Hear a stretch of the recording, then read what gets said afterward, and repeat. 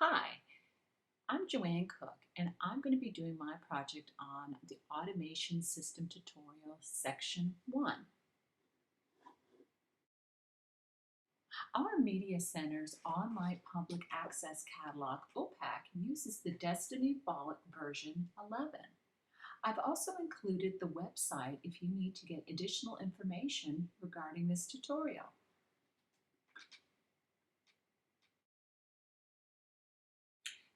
I'll be looking at Section 1, and the things I'll be looking at are setting up patron types, creating, importing patron records, updating, deleting patron records, assigning patron number, reserving materials online, as well as doing interlibrary loan with the automation system Destiny.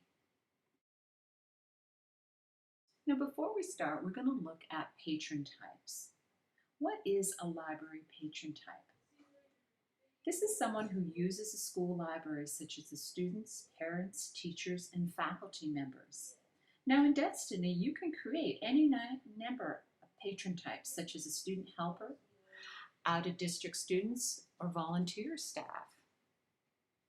Now patron types are classification of patrons that allow you to set up different loan policies for different types of patrons. You can also limit reports and notices by the patron type.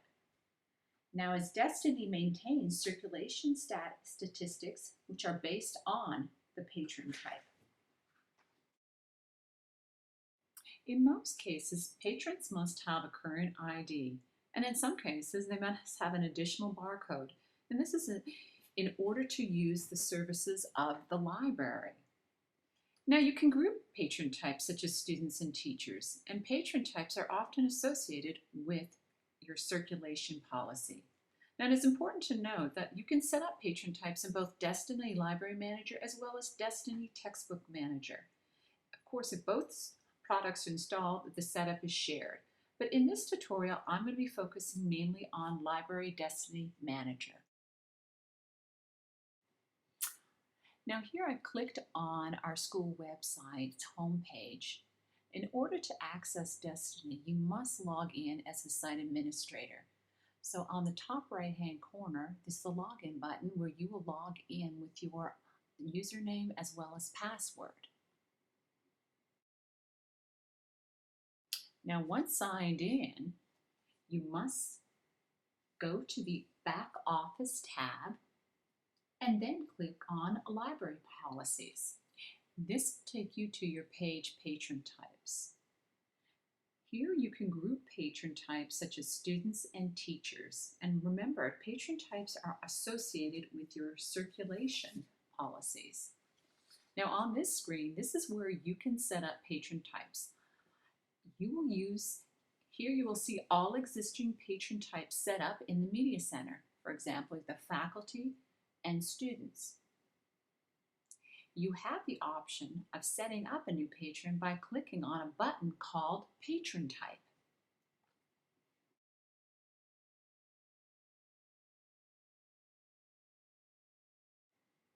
Upon clicking it, you will have the ability to click on the patron bar and create a new patron type by giving it a name and determining the policies for checkout, fines, times you can check out materials. Now Destiny also has a default information that you can use, or just you can put your own input of information into the different sections. Now after the information is put in, make sure you hit the Save button located at the bottom of the screen, and that will ensure that the changes have been made. Now once the patron is set, then you can add new patron records and the circulation policies will be in effect. Now we're going to next look at creating a new patron record. You need to stay in Back Office at the top of the screen and then click on Manage Patron button, which is on the left-hand side. Here you'll be able to add new patron by clicking on Add New Patron button that's located on the right-hand side.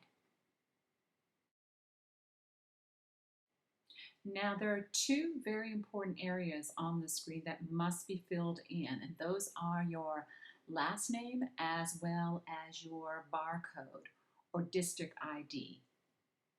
Now, those are highlighted with the asterisk or the star on the left-hand side to ensure that you know that these areas are very important to fill out. Now, once again, once you put this information in, make sure you press the Save button at the bottom of the screen. Now, in our school, we use a student program called Infinite Campus. Now, a lot of the time, this automatically enters information into our Destiny system, especially as new students enter or existing students withdraw from school. Now, each night, Infinite Campus updates its records and it uses this in conjunction with our Destiny Library Manager. So oftentimes the the media specialists don't need to input any of the information because it's already done for us. However, I'm going to look at updating and deleting student patron records, and this, of course, can be done at the school level.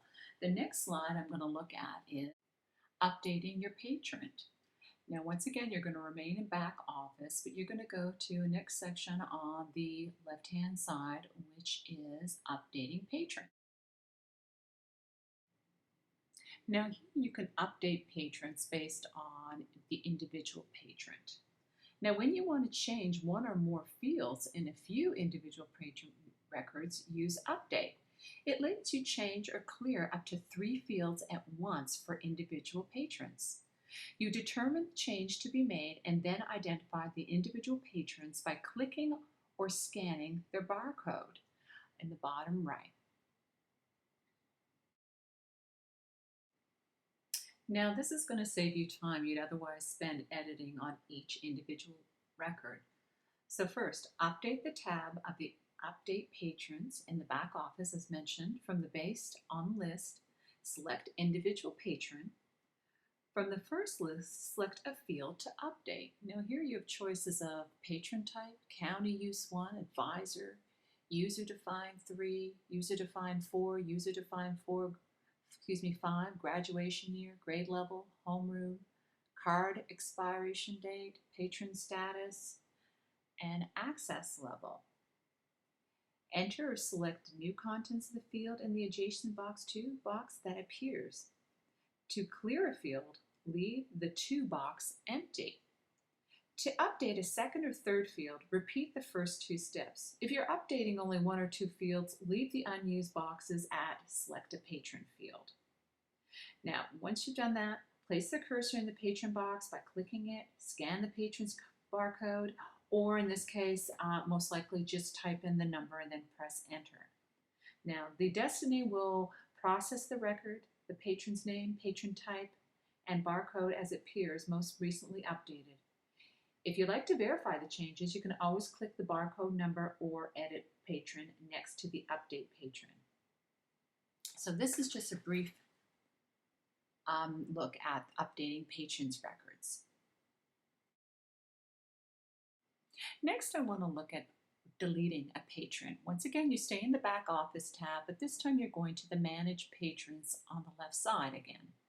Now here, you'll see the word Find with a clear button. And here you can look either by entering the person's name or their barcode identification number in the Find box, and then press Search.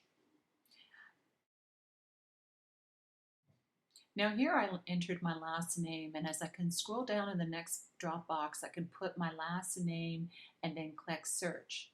But also I'm going to look my barcode ID, which has been given, and I can go once again to the drop box, and here I clicked on barcode to search for my information. Now, what occurs is my patron information comes up with my name, my district ID, the school, and the type of patron I am, which is a teacher. Now, I've already clicked the delete button, which was located on the right-hand side. Once that is done, on the top part, it says here, this patron will be deleted. Are you sure you want to delete this patron? So you would click yes if you do so. Now remember, once you hit that, you can't reverse it and go back. The only way that you can do is by manually adding the person into the system by adding new patron, which is another section of the Destiny Manager. However, in my county, the school district usually is the one that sets up this information. They usually delete patrons, and it's not something that my media specialist usually partakes in. Like I said, normally it is the district in another department, and also the assigning of patron numbers is something that's done at the district level. So unfortunately, I won't be able to show you how to do that because the fact that it's something done at the district level rather than at the local level within the school system. So that's one, I guess, one less thing to worry about. Next, I'm going to look at reserving materials as well as doing interlibrary loans.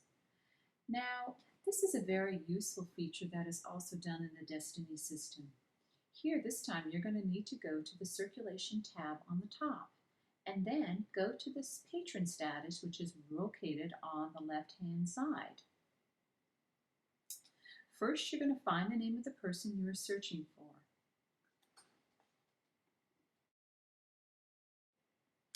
In this case, I entered my last name and then I pressed the Go button. You might be taken to this screen here where you can scroll down and look for your name. So here I'm going to be looking for Cook Joanne, and it also has my barcode name. I will click on that, and once I click on that, that will take me to my information. And here you'll see my name, teacher, my status is active, and all the information. So what you're going to have to do next is kind of scroll down a little bit to the midsection of. Now here you're going to see the hold, add hold button. What you're going to do is click on the add hold button and then search for various materials. Now I've typed in, find a title, I've typed in the Diary of a Wimpy Kid, and I'm looking in my library. So then I'll press my Go button, and that will take me to the books that are available within my library. Now here I have the option of requesting a book, and I am able to either request it as soon as possible, or else I can request a specific date. So what I can do is go to my drop down button where it says as soon as possible and click down, reserve for a specific date. Once I click on that, it will take me to a next screen which will show me the dates of for when I can check out this book. Now I'm looking at the October 2013, and it looks to me like it's not available for the month of October. So I'm kind of like, well, I really would like to have this book. So rather than waiting, I want to see, perhaps it's going to be in another library within the school district. So once again, I'm going to cancel this and go back to my front page where I initially started my search. So here, once again, I put in my title, and then in the drop box next to it, I'm going to do the drop box going down to all participating libraries. That way it's going to show me all the different libraries and what they have available for me so that I can order this book through the library. So once again, I'll press the Go button and see what happens.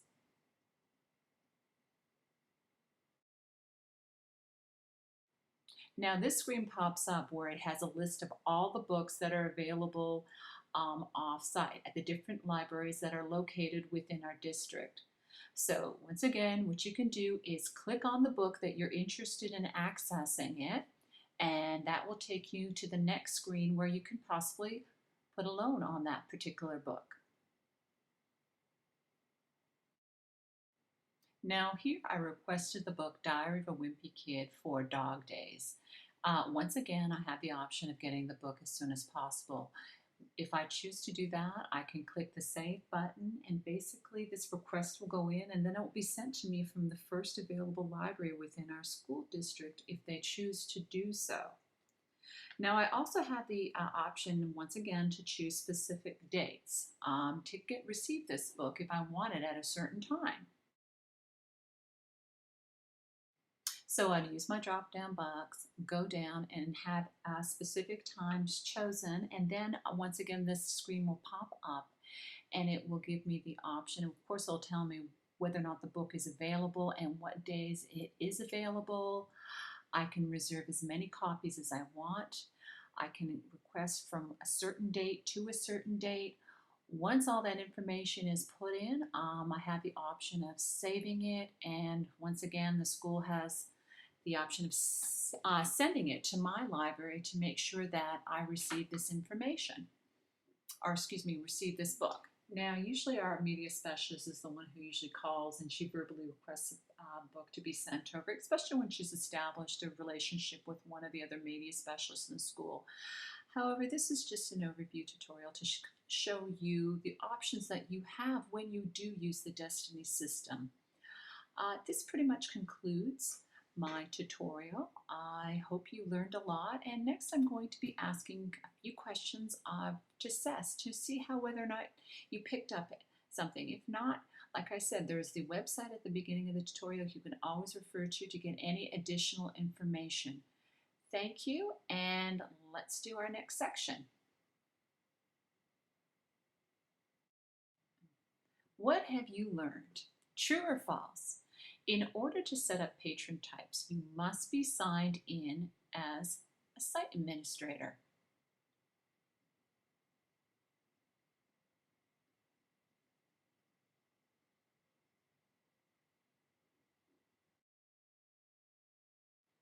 True. You definitely have to be a site administrator to be able to access the inner mechanics of Destiny and to be able to do different things like update patron status, delete patrons, add patrons, import records, different things that we've discussed in this tutorial. Next question, what are some examples of patron types? A, student helpers, B, volunteers, C, parents, or D, all the above?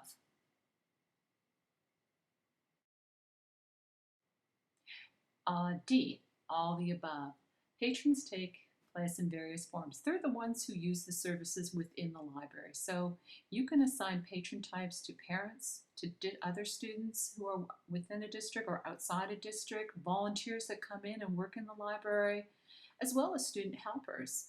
This is a great thing about Destiny. You have the ability to definitely access information and give these assign types to different people. And that way it'll be related to the circulation policies that you want, that you have already set up within your life.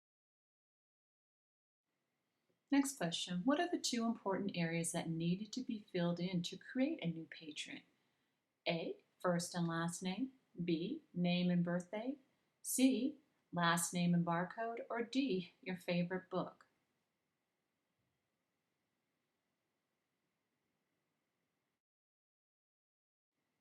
Well, the two important features that you need to fill in are last name and barcode, which is C.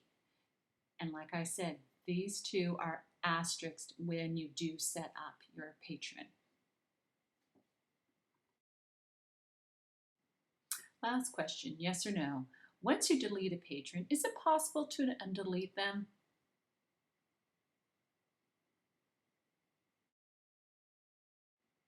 No, unfortunately it's not. You would have to go back and manually enter the patron and put in all the additional information that you need to. But as I said, usually our district level is the one who puts in all the information to update patrons. So a lot of the time we don't have to worry about it. Well, this concludes my tutorial. Thank you very much for listening, and I hope you learned a lot.